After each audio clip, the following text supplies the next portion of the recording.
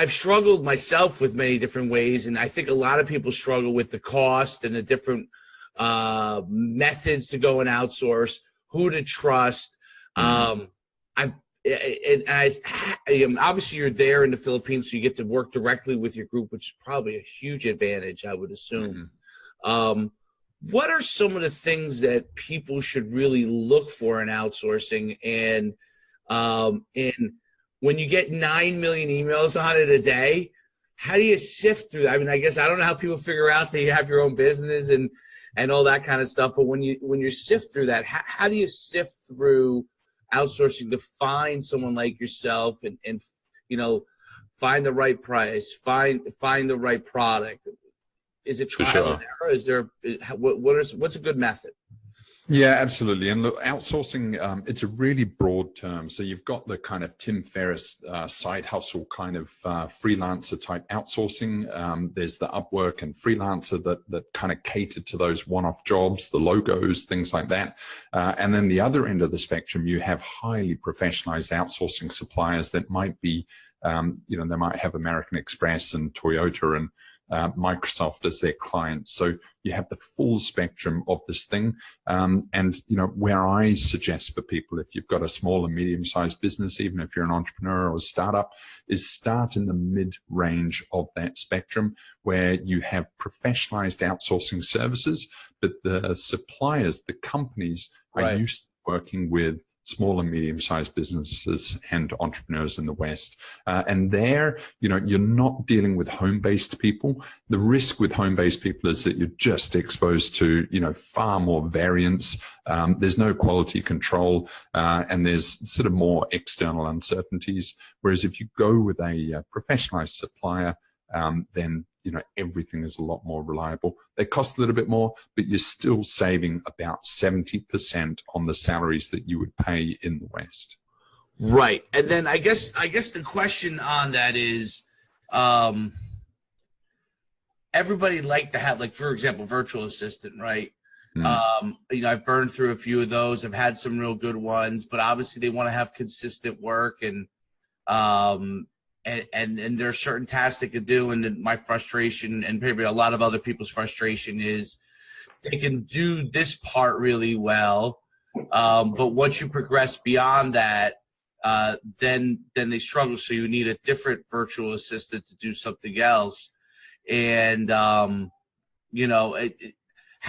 how do you work people through that? How do you work how do you find for customers the best fit? Like, for one-off projects, Fiverr's been great. Like, if I want to do something inexpensive and nail it, Fiverr's pretty good.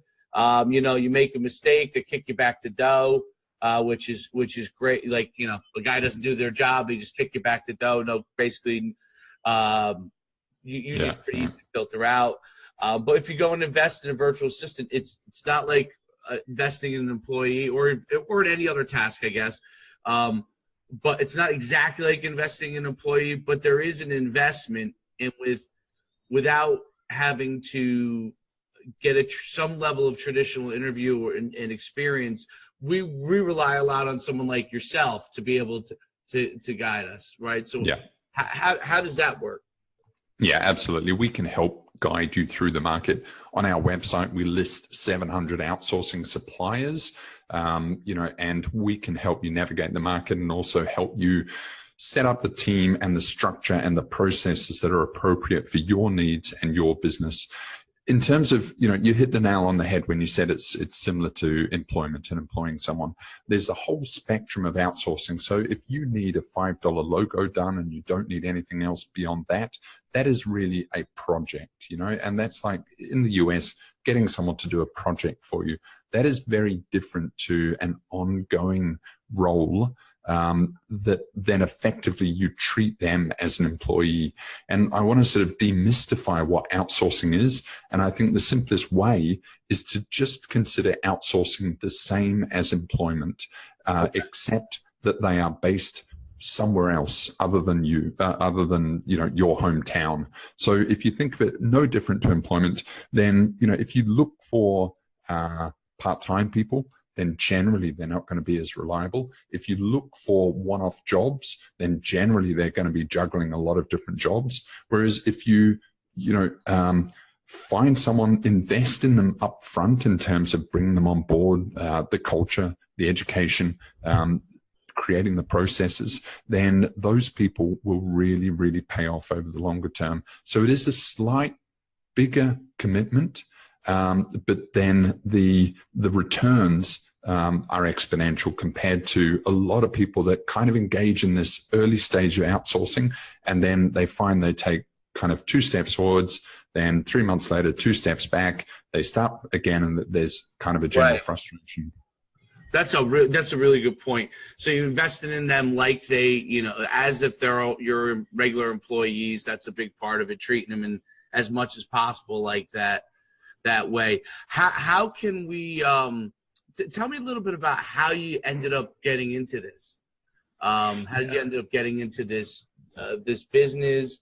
I'm assuming, and I could be wrong, you weren't always in the Philippines, and how you kind of jumped over there. Tell me a little bit more about that. Yeah, absolutely. So I've been running businesses since I was about 20, which is about 20 years. And in about 2011, I had a pretty big and fast-growing business in London, and I realized that I needed 24/7 customer service for that, and I just wasn't going to get that affordably in London. So outsourcing presented itself, and I very quickly saw how incredibly effective outsourcing was for my business and also a lot of other businesses. I then moved over here to Manila in the Philippines in 2014, and for people that haven't been here, it is an outsourcing mecca for the world. It is the world's capital of outsourcing, and I realized that there's about 1.2 million professionals in outsourcing here. There's about and so there's this huge, highly sophisticated industry in outsourcing. And I realized that there was no aggregator platform. There was no way of you guys in the West, whether you're in the UK, US, wherever, with small businesses have no way of navigating this market. So, I created that aggregator platform, which is Outsource Accelerator